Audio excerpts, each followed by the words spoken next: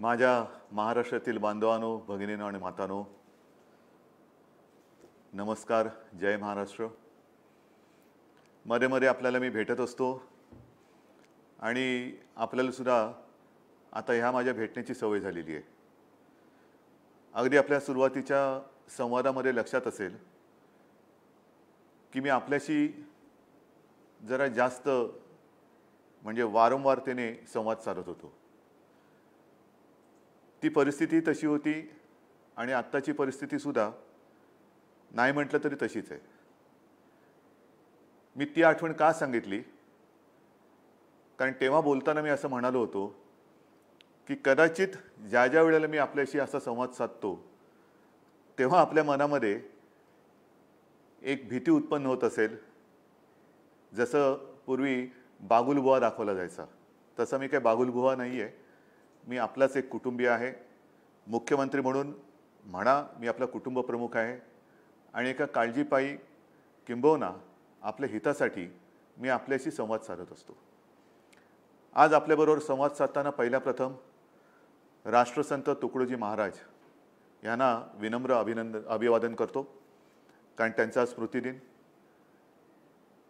हे संत महात्मे ही एक आपली परंपरा, संतांची शिकवण, संत वचनं हे आपल्यावरती त्या वेळेला जे काही उपकार करून गेलेले आहेत, किती वर्ष झाली, किती शतकं लोटली तरी देखील त्यांचे त्यावेळेचे जे काही अभंग असतील, इतर काही त्यांनी दिलेल्या आपल्याला गोष्टी असतील, त्या आजही जशाच्या तशा ताज्या आहेत, टवटवीत आहेत. जर त्यांच्याकडे आपण लक्ष दिलं असतं, किंबहुना अजूनही देऊ शकलो, तर बरीचशी संकट ही आपण टाळू शकलो असतो, किंबहुना टाळू शकतो. तुकडोजी महाराज यांचा उल्लेख केला, त्याचबरोबरीने गाडगे महाराज आलेच. गाडगे महाराज म्हटल्यानंतर साफ सफाई, स्वच्छता ह्या गोष्टी आल्या. आता त्यावेळेला ह्या संतांनी प्रेमाने आपल्याला ह्या गोष्टी सांगितल्या होत्या. काही वेळेला ऐकतो, काही वेळेला ऐकत नाही, आणि मग त्याचे फटके हे असे आत्ता आपण जे काही भोगतो ते भोगावे लागतात. कोरोना आपल्याला सर्वांनाच कल्पना आहे. हा एक पाहुणा आहे, परदेशातून आलेला पाहुणा आहे. त्याचं उगमस्थान सगळ्यांनाच कल्पना आहे. चीनमधून तो जगभर पसरला. बाहेरून आलेला हा पाहुणा घरात घुसला आहे आणि आपल्याला सगळ्यांना व्यस्त करून टाकलेलं. हा पाहुणा जा म्हटलं तरी काय जात नाही आहे. कसा जाणार, कधी जाणार? ठीक आहे, या पाहुण्याबद्दल मी बोलणारच आहे. पाहुण्याचा समाचार, ह्या अशा पाहुण्याचा समाचार आपल्याला घ्यायचाच आहे. पण या सगळ्या सूचना किंबहुना काही गोष्टी आपल्याला सांगण्यापूर्वी खास करून मुंबईसाठी जो एक मोठा निर्णय आहे तो सांगून मी ह्या आपल्या संवादाची सुरुवात करू इच्छितो. आपल्याला सर्वांना माहिती आहे की विधानसभा निवडणुकीच्या आधी किंबहुना त्याच्या आधीपासून मेट्रो आणि मेट्रोसाठी आरे येथे बांधत असलेल्या कारशेडचा मुद्दा हा ऐरणीवरती आला होता. आणि त्याही वेळेला अर्थात तेव्हा मी मुख्यमंत्री नव्हतो, निवडणूक लढवणाऱ्या एका पक्षाचा प्रमुख होतो, आजही आहे. आम्ही त्या गोष्टीला विरोध केला होता. याचं कारण अनेक पर्यावरणवादी ज्यांचं जीवसृष्टीवरती प्रेम आहे, नुसतं प्रेम नाही तर ही जीवसृष्टी, जसं आपण आज म्हणतो ना माझे कुटुंब माझी जबाबदारी, तसंच ही जीवसृष्टी आपलं एक कुटुंब आहे. हे सगळे मिळून एक कुटुंब आहे आणि त्याची जबाबदारी ही कोणीतरी घ्यायला पाहिजे. आंदोलनं झाली, विरोध झाला, रेटून नेलं गेलं, रातोरात झाडं कापली गेली आणि त्या जे सत्याग्रही होते त्या सत्याग्रहींवरती गुन्हे दाखल केले गेले. आपल्या मंत्रिमंडळाने निर्णय घेतलेला आहे की त्यावेळेला ज्यांनी पर्यावरणासाठी जो सत्याग्रह केला, जे आंदोलन केलं, त्या पर्यावरणवाद्यांवरचे सर्व गुन्हे हे सरकार मागे घेत आहे. तसे आदेशसुद्धा झालेले आहेत. हे मागे घेतल्यानंतर तुम्ही म्हणाल, अहो पण ते आरे कारशेडचं काय, ज्याच्यासाठी आंदोलन केलं, सत्याग्रह केलं, त्याचं काय आहे ना, त्याच्याबद्दल सुद्धा सांगतो. आरेमध्ये याची आपल्याला कल्पना आहे की मागे मी आपल्याशी बोलताना आपल्याला सांगितलं होतं की जवळपास 600 एकर जागा ही आरेची आपण तिथे जंगल घोषित केलेलं आहे. हां, जंगल घोषित केल्यानंतर याचा अर्थ असा नाही की तिथे ज्या काही गोष्टी आता आदिवासी आहेत, आदिवासी पाडे आहेत, काही तबेले असतील, आणखीन काही गोष्टी, तिथल्या कोणाच्याही अधिकारावरती किंचित सुद्धा गदा येऊ न देता आपण हे जंगल घोषित केलं.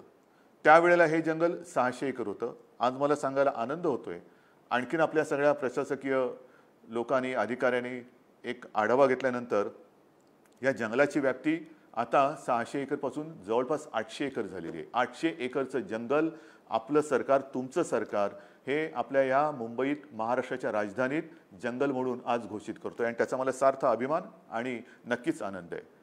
हे असं कुठेही जंगल नसेल जगाच्या पाठीवरती. शहरामध्ये जंगलात शहरं होत आहेत, पण शहरात जंगल होत नाहीये.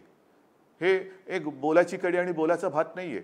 जे आहे ते टिकवणं आणि मग उरलेल्या जागेत विकास हा एक महत्त्वाचा भाग आहे.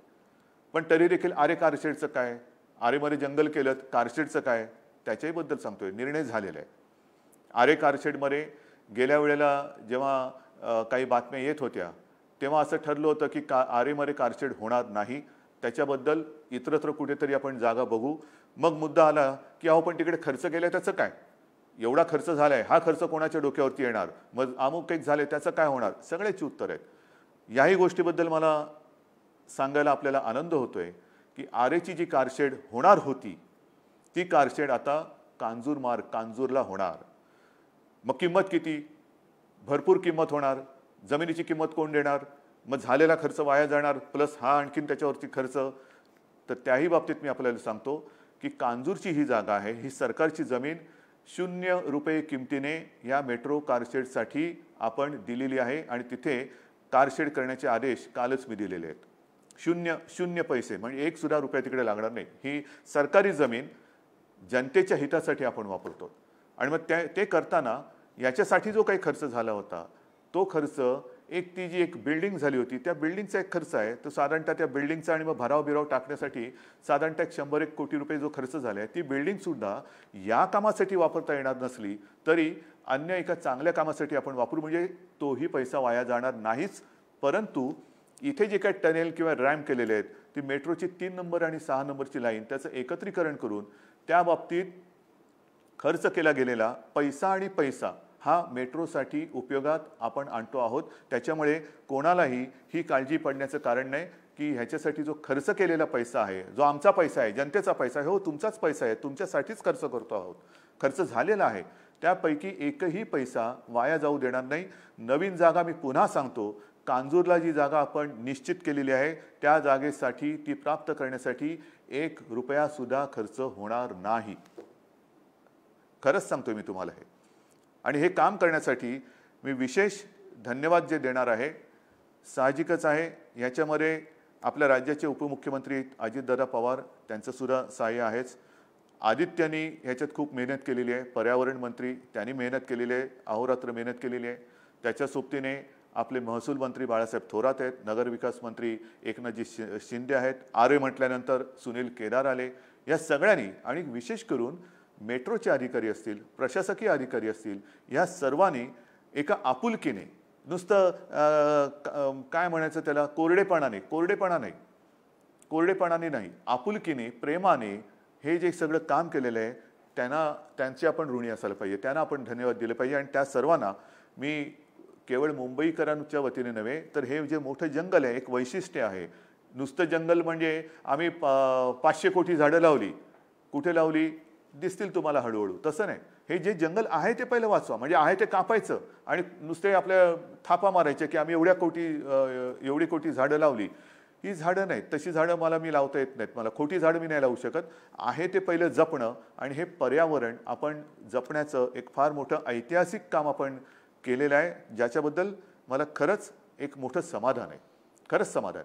कारण ही जी जीवसृष्टी आहे, ही जीवसृष्टी आपले काय सखे वन वृक्षवल्ली आम्हा सगळे सोयरी वगैरे काय म्हणतो ना, ते नुसतं बोलताना आपण म्हणतो, पण ही झाडं कापल्यानंतर हे जे काही फटके पडत आहेत, मग पर्यावरणामध्ये बदल होतोय, पर्जन्यमानामध्ये बदल होतोय. आता सुद्धा येत्या काही दिवसामध्ये महाराष्ट्रामध्ये पाऊस आणि अतिवृष्टीचे इशारे आहेत. हे कसे होत आहेत, काय होत आहेत, ह्या सगळ्या गोष्टीला कारण जबाबदार हे आपलंच एक विकासाचं जे एक स्वप्न आहे, ते स्वप्न खरंच आहे का, हा एक विचार केला पाहिजे.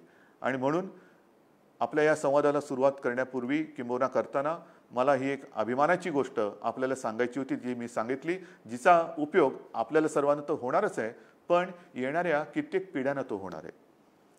असो, ही झाली आपल्या ह्या आरेबद्दलची एक अनिश्चितता संपवण्याची गोष्ट, की आता आरेमध्ये कारशेड होणार नाही, ती कांजूरमध्ये होईल आणि मेट्रो 3 आणि मेट्रो 6 साठी तिकडे जी गरजेची गोष्ट होती ती आपण करतो आहोत. मग आता गेल्या काही दिवसातली परिस्थिती, साधारणतः पीक पाणी कसं आहे मला माहिती आहे, की जसं निसर्ग चक्रीवादळ येऊन गेलं कोकणात, पूर्व विदर्भामध्ये पूर परिस्थिती गंभीर होती. या ठिकाणी आपण जे आवश्यक होतं ते सगळं काम आपण करतो आहोत. कोणाची घरं वाहून गेलेत, सामान सुमान वाहून गेलेत, जनावरं वाहून गेलेत, पिकाचं नुकसान झालेलं आहे. त्या सगळ्यांना आपण पंचनामे तर आपले जवळपास झालेले आहेत. निसर्ग चक्रीवादळाची कोकणातली मदत बरीचशी आपण केलेली आहे. पूर परिस्थिती जी विदर्भातली झाली होती त्याच्यात सुद्धा सांगली कोल्हापूरप्रमाणे आपण नुकसान भरपाई देतो आहोत. तरी देखील त्याच्यानंतर सततचा पाऊस याच्यामुळे सुद्धा अनेक ठिकाणी नुकसान झालेलं आहे. पिकं वाया जात आहेत. करायचं काय? एक तर आता काही पिकं समजा कापूस येतोय, येऊ द्या. हे तुमचं सरकार आहे, आपल्या सगळ्यांचं सरकार आहे. जी जी काही पिकं येतील शेतकऱ्यांनो निश्चिंत राहा, तुम्हाला कुठेही वाऱ्यावर सोडणार नाही, अजिबात सोडणार नाही. कापूस असेल बाकी सगळ्या पिकांच्या बाबतीत आपण खबरदारी घेतो आहोत. जिथे जिथे नुकसान होतंय पंचनाम्यांचे आदेश दिलेले आहेत आणि यथायोग्य जी काही नुकसान भरपाई आहे आपण ती देत जातो आहोत. हे करताना आपण जी एक घोषणा केली होती, जे विकेल ते पिकेल, हे एक आपलं कृषीचं धोरण आहे. म्हणजे काहीतरी वेडवाकडं पिकवत नाही बसायचं. उद्या कशाला बाजारपेठ आहे, कोणत्या दर्जाचं पीक आपण पिकवलं पाहिजे, याच्यासाठी आता जनजागृती आपण सुरू केलेली आहे. शेतकऱ्यांमध्ये आता जागृती करतो. कोणत्या दर्जाचं पीक तुम्ही पिकवलं पाहिजे, की ज्याला हमखास हमी भाव हा एक भाग, पण हमखास भाव हा कशाला मिळेल, तर ज्याला हमखास भाव मिळेल ते पिकवण्यासाठी आपल्या सरकारचा आग्रह आहे. अनेक शेतकरी याच्यामध्ये सामील होत आहेत आणि त्याच्यासाठी मग जे जे काय करता येणं शक्य असेल, जसं मला आठवते इथूनच मी आपल्याला नाशिक आणि त्या परिसरामध्ये महाअनियन म्हणजे कांद्याची साठवणूक. अनेकदा काय होतं की शेतकरी माझा गरीब आहे, भोळा भाबडा आहे, मरतो, राबतो, दिवस रात्र उन्हात तानात पावसात पाण्यात थंडीत काय कशाची काय परवा तमा न बाळगता. म्हणजे मी मध्ये कोणाला तरी बोललो होतो की या कोरोनाच्या काळात बाकी सगळे ठीक आहेत, वर्क फ्रॉम होम चांगलं आहे, आवश्यक आहे, पण शेतकरी उद्या वर्क फ्रॉम होम करायला लागला तर आपण खाणार काय? तो ऑनलाईन किंवा असं व्हिडिओ कॉन्फरन्सिंगनी शेती नांगरू शकत नाही, त्याला पाणी देऊ शकत नाही, पीक आल्यानंतर कापणी करू शकत नाही. त्याच्यामुळे त्याला असेल त्या परिस्थितीत राबावं लागतं, कष्ट करावे लागतात. आणि म्हणूनच मध्ये आपण पहिले जे पाऊल म्हणजे सरकारची सुरुवातच आपण जी केली ती जवळपास 29.5 लाख शेतकऱ्यांना त्यांचं पीक कर्ज मुक्त करण्यापासून केली होती. पण तरी देखील हे चक्र चालूच राहतं. आणि त्याच्यासाठी मग पीक आल्यानंतर साठवायचं कुठे? त्यांच्याकडे घरामध्ये जागा नाही आहे.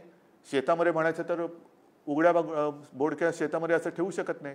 म्हणून आपण महाअनियन हा जो एक प्रकल्प सुरू केला, ती एक सुरुवात आहे.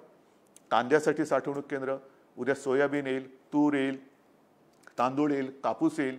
याच्यासाठी आवश्यकतेनुसार स्टोरेज म्हणजे जिकडे कोल्ड स्टोरेज शीतगृहांची आवश्यकता आहे तिकडे शीतगृह दिली जातील, स्टोरेजची आवश्यकता आहे तिकडे गोदामं दिली जातील. आणि मग चांगली बाजारपेठ, हे बाजारपेठ आणि शेतमाल ह्यांची जुळवणूक त्या शेतकऱ्याला करून देणं या दिशेने आपण चाललेलो आहोत. पण हे करताना जसं एक मधल्या काळामध्ये मी आणि आमच्या सर्व मंत्रिमंडळातील सहकार्यांनी विविध आपल्या राज्यातील विविध कृषी संघटनांशी चर्चा केली. ती चर्चा एवढ्यासाठी केली, केंद्र सरकारने जो कृषी कायदा कृषी धोरण एक त्यांनी मंजूर केलेला आहे त्याचे फायदे किंवा त्याचे फटके आपल्याला काय बसतील त्याच्याबद्दल सुद्धा विचार सुरू आहे. आपल्या हिताचं काय, शेतकऱ्याच्या हिताचं काय, असं माझं म्हणणं नाही की सगळंच काहीतरी चुकीचं आहे किंवा सगळंच काही बरोबर आहे. जे बरोबर असेल, जे योग्य असेल त्याचा जरूर आम्ही स्वीकार करू. पण जर अयोग्य असेल आणि जर माझ्या कुठे शेतकऱ्याच्या पायावरती धोंडा पडणार असेल तर मात्र आम्ही ते स्वीकारणार नाही. हे आपल्या राज्याचं धोरण आहे. आम्ही जे करू ते आमच्या जनतेच्या हिताचं करू, शेतकऱ्याच्या हिताचं करू. जोर जबरदस्तीने उगाचच काहीतरी कायदा आलाय म्हणून तो जसाच्या तसा चांगला असेल, आनंद आहे. पण जर का नसेल तर मात्र या सर्व संघटनांशी आम्ही बोलतो आहोत. त्यातनं वेगवेगळ्या सूचना येत आहेत, काही आक्षेप आहेत, काही गोष्टी समजून घेण्याची आवश्यकता आहे. याच्यावरती सुद्धा आपण विचार करतो आणि त्यांच्याशी सगळ्यांशी बोलून मग आपण ह्या कृषी धोरणाबद्दल बोलूया. एकूण काय तर हा लॉकडाऊन आता आपण हळूहळू उठवत चाललेलो आहोत आणि तो उठवत असताना बऱ्याच ठिकाणी आपण काही चांगल्या गोष्टी केलेल्या माझ्यासमोर आहे त्या गोष्टी. म्हणजे एक तो महाअनियन प्रकल्पाविषयी तुम्हाला सांगितलं, कृषी उद्योग यांना सुद्धा आपण एक एक एक एक एक एक ओपन करायला किंवा उघडायला आपण सुरुवात करायला देतो आहोत. हे करत असताना एक गोष्ट मात्र नक्की की प्रत्येकाने आपापली काळजी ही स्वतः घ्यायला पाहिजे, ही स्वतः घ्यायलाच पाहिजे. हे सगळे उद्योगधंदे सुरू होताना सरकार काय करते तर साधी गोष्ट आहे, आपल्याला आवश्यकतेनुसार आपण कोविडसाठी कोरोनासाठी म्हणजे कालच मी वाशिम येथे RT-PCR लॅबचं एक व्हिडिओद्वारे लोकार्पण केलं. वाशिम म्हणजे सुरुवातीला जिथे आपल्याकडे एखाद दुसरी ही लॅब होती, आता त्या लॅबमध्ये आपण किती भर घातलेली आहे. जवळपास 450च्या आसपास सरकारी आणि त्याच्यात 100च्या आसपास खाजगी ही चाचणी केंद्र आपण आज राज्यभर सुरू केलेली आहेत. खूप मोठ्या प्रमाणावर करतोय. मोठ्या प्रमाणावरती आपण रुग्णशय्या वाढवतोय, बेड्स वाढवतोय, व्हेंटिलेटरची वाढ करतोय, सगळ्या गोष्टी करतोय. कर्जमुक्ती जशी आपण केलेली आहे, विक्रमी कापूस खरेदी जशी केलेली आहे, मध्ये जी काही संकट आले त्याच्यात आपण पंचनामे करून नुकसान भरपाई जशी देतो आहोत, तशाच काही ज्या आपल्या योजना आहेत. उदाहरणार्थ आपण शिवभोजन, जी मूळ योजना आपली 10 रुपयात थाळी, ती आपण ह्या काळामध्ये 5 रुपयात थाळी केलेली आहे. आणि त्या 5 रुपये थाळीमध्ये शिवभोजनाच्या अंतर्गत आजपर्यंत जवळपास म्हणजे कोरोनाचा काळ सुरू झाल्यापासून आजपर्यंत मी आपल्याशी बोलतोय तोपर्यंत साधारणतः 2,02,00,000 थाळ्या ह्या वितरित झालेल्या आहेत. 2,02,00,000 हे आपण नाही म्हटलं तर मोठं एक काम करतो, मोठं काम करतो. आणि असं ह्या सगळ्या बाजूने आपण हे सुरू करण्याचा प्रयत्न ठेवतो आहोत, करतो आहोत. जबाबदारी आपली आहे. मी अगदी सुरुवातीच्या काळात असं म्हटलं होतं की तुम्ही जबाबदारी आणि खबरदारी आता थोडं सरमिसळ झाले. नेमकी जबाबदारी कोणी घ्यायची, खबरदारी कोणी घ्यायची? कारण हा पाहुणा काही जात नाहीये, हा आणखीन हातपाय पसरतोय. पाहुण्याला दिली ओसरी, पाहुणा हातपाय पसरी, हे हातपाय पसरत चाललंय. शहरामधून आता ग्रामीण भागात पसरतोय आणि पसरताना त्याला आता थांबवण्याची गरज आहे. थोडंसं काय झालेलं आहे, नाही म्हटलं तरी एक असं चित्र दिसतंय की आता संख्या कमी होते, आता आमच्याकडे बेड्स अवेलेबल आहेत, आता आमच्याकडे ऑक्सिजनला लागणारे रुग्णांची संख्या कमी होते आहे. खरं आहे. म्हणून मी तुम्हाला या केसेसचा आकडाच सांगतोय. जिथपासून पहिला आपल्याला पेशंट सापडला तेव्हापासून आजपर्यंत साधारणतः एकूण केसेस ह्या 15,17,434 ह्या आत्तापर्यंत पहिल्यापासून आत्तापर्यंत हे सगळ्याच्या सगळ्या ॲडमिट नाही आहेत. ते त्यातले 12,55,779 हे बरे होऊन घरी गेलेले आहेत. हे बरे होऊन घरी गेलेत. दुर्दैवाने मात्र ह्याच्यात साधारणतः 41,000 मृत्यूसुद्धा झालेले आहेत. जवळपास 41,000 मृत्यू झालेले आहेत. व्हेंटिलेटरवरती आज साधारणतः मी आता सगळे साधारणतः असं ह्याच्यात सांगतोय कारण त्याच्यात फार मोठा काही फरक ह्याच्यामध्ये तफावत येणार नाही आहे. म्हणून साधारणतः 2,000-2,500 रुग्ण हे मात्र व्हेंटिलेटरवर आहेत. त्याच्यानंतर आणखीन काही हे ऑक्सिजनवरती आहेत. काही जण हे पॉझिटिव्ह असले तरी विना लक्षणाचे आहेत, सौम्य लक्षणाचे आहेत, काही मध्यम लक्षणाचे आहेत. ही सगळी जर आकडेवारी बघितली तर पहिल्या दिवसापासून एक गोष्ट आपण लक्षात घ्यायला पाहिजे की साधारणतः 70 ते 80% ही लोक ह्याच्यामध्ये सौम्य ते मध्यम लक्षण आहेत, ज्यांना कदाचित काही जणांना कोरोना होऊन गेला हे कळतही नसेल. काही जणांना सौम्य लक्षणे दिसल्यानंतरही कोणतेही औषध दिल्याशिवाय ते बरी होत आहेत. काही जणांना औषधोपचार केले त्याच्यानंतर ते बरे होत आहेत. मात्र काही जण मात्र यांना खूप मोठा संघर्ष करावा लागतोय. विशेषतः ज्यांना आपण कोमॉर्बिडिटी म्हणतो की उच्च रक्तदाब आहे, मधुमेह आहे, किडनीचे काही त्यांना विकार असतील, स्थूलता असेल, ह्यांना मात्र त्यांच्यावरती हा व्हायरस घातक परिणाम करतोय. मग ही वर्गवारी ठरवणार कोण ते आपल्या हातात नाही आहे. आणि त्याच्यासाठी मी वारंवार आपल्याला जे सांगतो आहे की खबरदारी आपल्याला घ्यायला पाहिजे. आपण खबरदारी घ्या, आम्ही जबाबदारी घेतो. ती जबाबदारी आम्ही घेतो आहोत. जिथे जिथे आवश्यक आहे हॉस्पिटल्स वाढवतो आहोत. ज्याप्रमाणे मी काल आपल्याला सांगितलं की वाशिममध्ये RT-PCR लॅबचं लोकार्पण केलं. परवा साताऱ्यामध्ये छत्रपती शिवाजी महाराज त्या म्युझियममध्ये आपण हॉस्पिटलसाठी ती जागा उपलब्ध करून दिलेली आहे. छत्रपतींच्या नावाने जे आपलं संग्रहालय, ते संग्रहालय, कारण छत्रपती शिवाजी महाराज हे रयतेचा राजा, मग ते संग्रहालय जर आत्ता आवश्यक असेल रुग्णांसाठी तर तिथल्या लोकांना सुद्धा मला खास धन्यवाद द्यायचे आहेत की त्या अप्रतिम एका वास्तूचा आज रयतेसाठी ते उपयोग करतायत, रयतेसाठी उपयोग करून देत आहेत. तिकडे हॉस्पिटल सुरू केलेले. एकूणच काय आम्ही जबाबदारी जी घेतो आहोत ती ह्या सगळ्या सोयी सुविधा वाढवण्यासाठी देतो आहे. औषधं कशी पोचतील, औषधं सर्वत्र कशी उपलब्ध राहतील त्याच्यासाठी देतो आहे. आपली प्रशासन व्यवस्था आहे, महसूल यंत्रणा आहे, पोलीस यंत्रणा आहे, आरोग्य यंत्रणा आहे.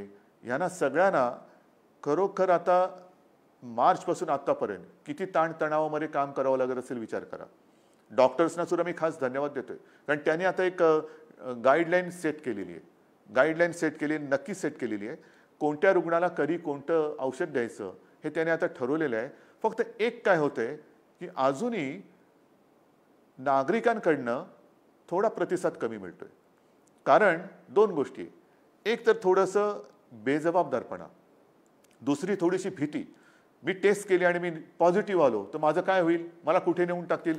तसं समजू नका कृपा करून, कुठे नेऊन टाकणार नाही. सगळीकडे आपण ज्या सुविधा केल्यात आहेत ना, काही काही व्हिडिओ प्रसारित होत आहेत, काही महिला आहेत, काही पुरुष आहेत, काही आणखीन कोण आहेत, सगळ्यांनी त्यांच्या त्या कोविड केअर सेंटरचा अनुभव हा सांगितलेला आहे. आपल्याला एक गोष्ट लक्षात घ्या की हा जो व्हायरस आहे तो पसरतोय, तो शिंकलं खोकलं बोलताना सुद्धा पसरतोय आणि म्हणून कमीत कमी संपर्कात येणं हे गरजेचं आहे. अनेकदा असं होतं की रुग्णांना कळतच नाही की डॉक्टर आले की कोण आलाय, कारण तो अंतराळवीरासारखा संपूर्ण तो पीपी किट, त्याच्यावरती ती फेस मास्क, त्याच्यावरती ती शील्ड असं बांधून येतो. म्हणजे असं ओळखीचं असलं तरी ओळखता येत नाही कोणाला, कारण हा आपल्याला एकमेव प्रतिबंधात्मक उपाय आहे. तर तुम्ही कोणी घाबरू नका. लवकर जेवढे याल तेवढे लवकर बरे होऊन घरी जाल.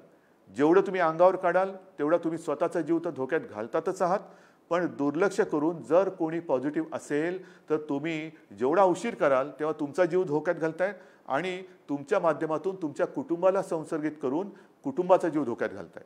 आणि म्हणून मला असं वाटतं की लवकर जर का कोणाला अशी शंका आली तर टेस्ट करून घ्या. टेस्ट केलं, पॉझिटिव्ह आलं म्हणजे बापरे बोलण्याची अजिबात गरज नाही आहे. वेळेत आलेली लोक ही अगदी 100 वर्षाची सुद्धा, आणि काही ठिकाणी तर 100 वर्षाची असताना त्यांना इतर व्याधी विकार असलेले सुद्धा बरे होऊन घरी गेलेत. कारण का, वेळेमध्ये ते डॉक्टरांकडे आलेत.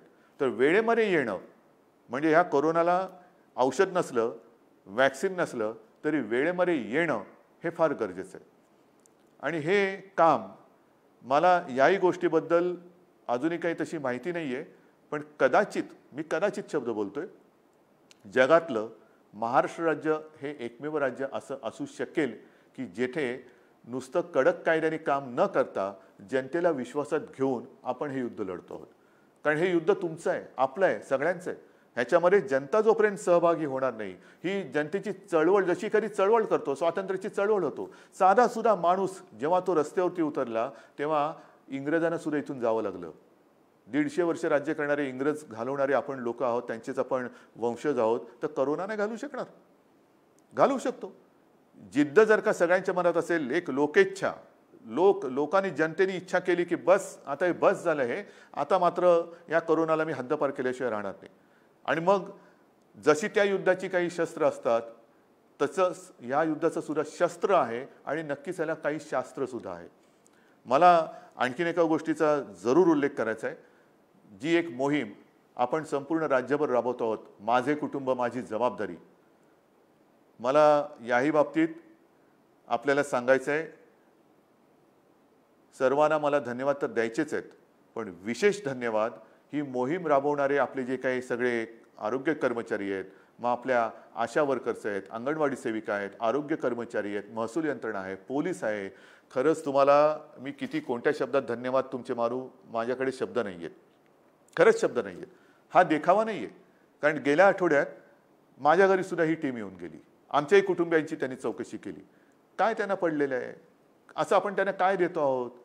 मग मी त्या सगळ्या महिला होत्या, त्यांना ताईनं म्हटलं, ताई बसा जरा, मला सांगा तुमचा दिवस कधी सुरू होतो, तुम्ही राहता कुठे, कोण कुठे डोंबिवलीला राहते, कोण इकडे राहते, कोण तिकडे राहते, सकाळ झाली का आपले कामावर रुजू होतात, जर उंच बिल्डिंग असेल तर जिन्यांची चढ उतार करायची, प्रत्येकाच्या घरात जायचं, ताप तपासायचा, सूचना द्यायच्या, सकाळपासून संध्याकाळपर्यंत स्वतःच्या जीवाची कुटुंबाची पर्वा न करता ही लोक मेहनत करत आहेत.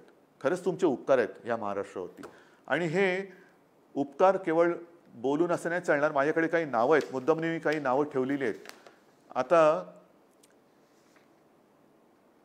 अहमदनगरमधले आरोग्यसेवक आहेत सुदाम जाधव.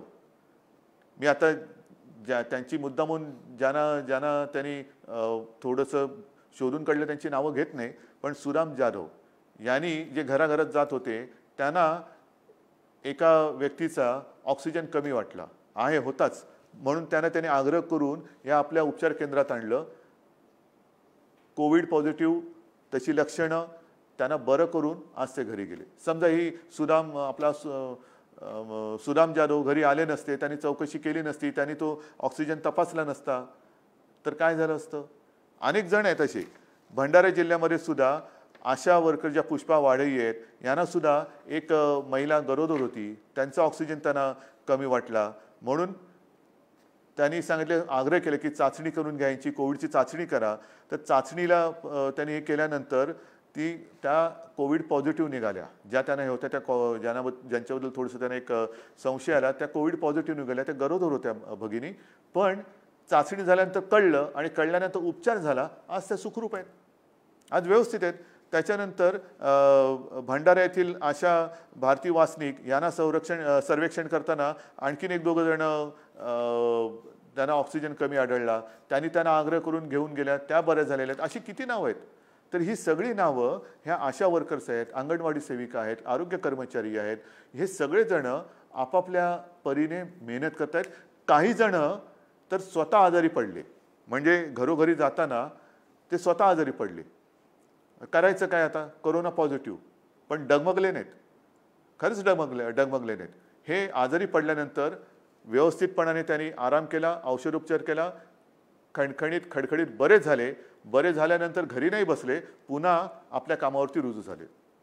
ही अशी सगळी माणसं, अशी सगळे लढवय्ये, कोरोना योद्धे हे आपल्या राज्यात आहेत, आपल्यासाठी मेहनत करतायत. आणि ते मेहनत करताना आपण त्यांना सहकार्य करण्याची गरज आहे. माझे कुटुंब माझी जबाबदारी हे एक आपलं कुटुंब आहे. महाराष्ट्र माझं कुटुंब आहे. केवळ माझं घर हे तर कुटुंब आहेच, पण महाराष्ट्र हे माझं कुटुंब आहे. आणि ते करताना आपण चार चौघात फिरताना सुद्धा काय करायला पाहिजे, जी त्रिसूत्री तुम्हाला सांगितलेली आहे, मास्क बरोबर घालणे. आज मी एकटा आपल्याशी बोलतोय म्हणून मी मास्क घातलेला नाही, नाहीतर मी या ऑफिसमध्ये बसताना कोणालाही भेटत असलो तरी मास्क व्यवस्थित घालतो. मास्क घालणे म्हणजे अर्धवट नाही. अनेकांना कळतच नाही की याला दाढी आले का मास्क लावलाय. मग नंतर कळतं, पिवळ्या रंगाची दाढी कशी असेल, हिरव्या रंगाची दाढी कशी असेल, हा मास्क आहे.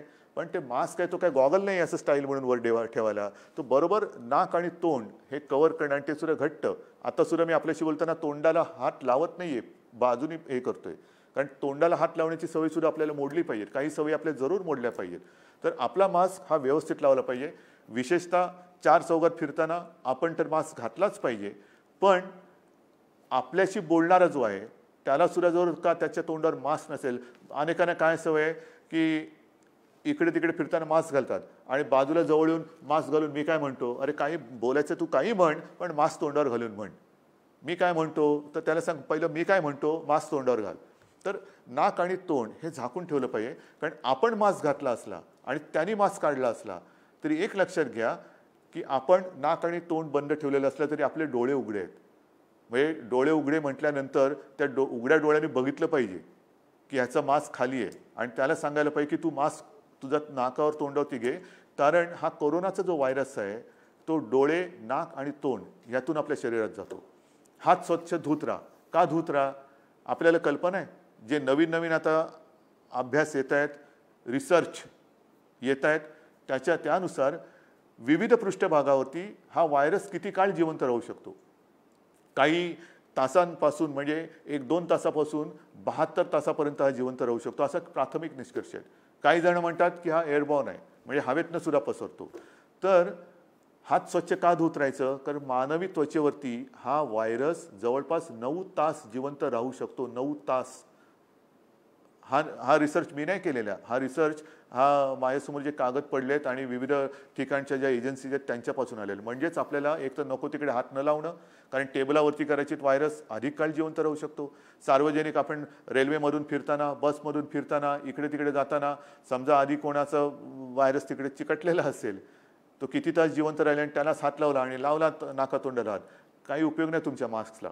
म्हणून एक तर सार्वजनिक ठिकाणी मास्क काढायचा नाही. सार्वजनिक स्वच्छतालयात म्हणजे शौचालयात मास्क अजिबात काढायचा नाही. रेल्वेमधनं, बसमधनं, इतर ठिकाणी सुद्धा मास्क काढायचा नाही. शक्यतो रेल्वेमधनं तुम्ही म्हणाल रेल्वे सुरू कुठे केल्यात अजून सांगतो त्याच्याबद्दल बोलतो. पण ST असेल, बसेस असतील किंवा या काही पब्लिक ट्रान्सपोर्ट ज्याला म्हणतो, तिथे एकतर कमीत कमी बोलायचं, शक्यतो बोलायचं नाही. मास्क हा घालून ठेवायचा. हात लावल्यानंतर हात धुतल्याशिवाय राहायचं नाही. जे मी संतांचं म्हटलं होतं, संत वचनं, ती परंपरा आहे आपली. लहानपणी मला आठवते घरी आल्यानंतर होती, स्वतः बाळासाहेब किंवा माझे आजोबा, आम्ही शाळेतनं आल्यानंतर खेळून आल्यानंतर जा पहिला बाथरूममध्ये हातपाय धु, कपडे बदल. हेच तर कोरोना सांगतोय, हातपाय धु, कपडे बदल. पण ह्या गोष्टी ते जे आपल्याला प्रेमाने सांगायचे ते ऐकत नव्हतो आपण. आता आपल्याला एक करावं लागते, नाहीतर त्याचे फटके बसतात. रेल्वेसुद्धा आज आपण राज्यांतर्गत रेल्वे सुरू केलेले आहेत. आपण लोकलसाठी त्याची वारंवारता वाढवून मागण्यासाठी मागणी केलेली आहे. कारण मला गर्दी नको आहे. सगळ्यांनाच लोकलनी जायचंच आहे. लोकलशिवाय जाणार कसं? कारण आता रेस्टॉरंट्स ओपन केलेली आहेत. जिमवाल्यांची मी बोलतोय, त्यांना सुद्धा काही नियमावली आपल्याला द्यावी लागेल. कारण सगळ्यात जास्त आपण ज्याला हार्टचा पंपिंग रेट वाढणं हा जिममध्ये होतो. मग त्याच्यातनं आपला श्वासोच्छ्वास हा जास्त जोरात होतो. म्हणजे ते जर कोणी कोविड पॉझिटिव्ह असेल तर तो जास्त त्याचा, आपण क्रिकेटमध्ये म्हणतो ना थ्रो, तर तो श्वासोच्छ्वास वाढल्यानंतर त्याचा थ्रो पण जास्त जाणार.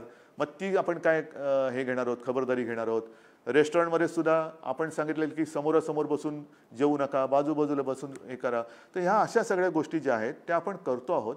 रेल्वेमध्ये सुद्धा आपण लोकलसाठी त्याची संख्या वाढवून मागतो आहोत. ती वाढल्यानंतर आपण अधिक लोकांना त्याच्यात प्रवास करायला देऊ. राज्यांतर्गत रेल्वेची वाहतूक सुरू केलेली आहे. ट्रॅफिक हळूवार जवळपास सुरू झालेले आहेत. दुकानं सुरू झालेली आहेत. कार्यालयामध्ये सुद्धा हळूहळू उपस्थिती वाढवतो आहोत. पण माझे कुटुंब माझी जबाबदारी ही जी मोहीम आहे, त्या मोहिमेअंतर्गत मी जेव्हा राज्याच्या जिल्हाधिकारी किंवा इतर अधिकाऱ्यांशी व्हिडिओ कॉन्फरन्स केली, तेव्हा मला काही गोष्टी चांगल्या मिळाल्या. जाहिराती तर आपण करतो आहोत, रेल्वेवरती करणार, बस, ST सगळे करतो आहोत. कोल्हापूरमध्ये त्यांनी मला सांगितलं की साहेब, आम्ही आमच्या दुकानावरती स्टिकर लावलेले आहेत, प्रवेश मास्क नाही, प्रवेश नाही, नो मास्क नो एंट्री. किती सोपी गोष्ट आहे. No mask no entry, mask नाही, प्रवेश नाही. म्हणजे अगदी रिक्षा असेल, टॅक्सी असेल, बस असेल, दुकानं असतील, कार्यालय असेल, सगळीकडे हे एक सूत्र, ज्याच्या तोंडावर मास्क नाही त्याला प्रवेश नाही. दुकानदाराच्या तोंडावर मास्क नाही, बाबा तुझ्या दुकानात मी प्रवेश करणार नाही. तर ही जर का गोष्ट प्राथमिक आपण पाळली आणि ह्या गोष्टी जर का आपण अंगावळी पाडून घेतल्या, या जीवनशैली आपण अंगीकारली, तर मला असं वाटतं वॅक्सिन येईल तेव्हा येईल, औषधं येईल तेव्हा येतील. परंतु आपण मात्र जसं self defence, black belt, mask हा आपला ब्लॅक बेल्ट आहे. मास्क हा आपला ब्लॅक बेल्ट आहे. साधारणतः आपण म्हणतो ना की अरे याच्या नादी न लागलेलं बरं, हा ब्लॅक बेल्ट आहे, काय कुठे काय हाणेल आपल्याला सांगता येत नाही. तसं मास्क आहे म्हटल्यानंतर व्हायरस बोलेल याच्या नादी न लागलेलं बरं, हा ब्लॅक बेल्ट आहे मला. तर हे सत्य आहे. आणि म्हणून मी आपल्याला परोपरीने सांगतो आहे की ज्या गोष्टी आपण करतो आहोत त्या गोष्टी पुन्हा बंद करण्याची वेळ येता कामा नये. कारण परदेशांमध्ये जिथे जिथे थोडीशी लाट कमी झाली असं वाटलं, जसं आज आपल्याला थोडंसं वाटतंय, बेड्स उपलब्ध आहेत, आता काय करू, बंद करू का? नाही, ते बेड्स सर्वदा रिकामे राहावेत ही माझी इच्छा आहे, हा माझा प्रयत्न आहे. पण परदेशामध्ये मग युरोप असेल, अमेरिका असेल, इस्रायल असेल, इथे काही ठिकाणी काही अंशी पुन्हा लॉकडाऊन करत आहेत. पुन्हा लॉकडाऊन. मला असं वाटतं ब्रिटनमध्ये तर त्यांनी जी नियमावली दिलेली ती त्यांनी सांगितली की किमान पुढचे 6 महिने नियमावली राहील. म्हणजे लग्न समारंभ असतील तर उपस्थिती कमी राहील. शाळा, कॉलेजेस ह्याच्याबद्दल सुद्धा त्यांनी केलेलं आहे. मास्क नसेल तर कडक दंड आहे. फार मोठ्या पैशांचा ते दंड लावत आहेत. मला या गोष्टी आत्ता तरी करायच्या नाही आहेत. पण जर का आपण खबरदारी घेतलीत आणि नाही घेतली तर म्हणजे आपण आता विचार करा, मास्क हवा की लॉकडाऊन हवा? हात धुत राहणं बरं की लॉकडाऊन बरा? एकमेकापासून अंतर ठेवणं बरं की लॉकडाऊन हवा?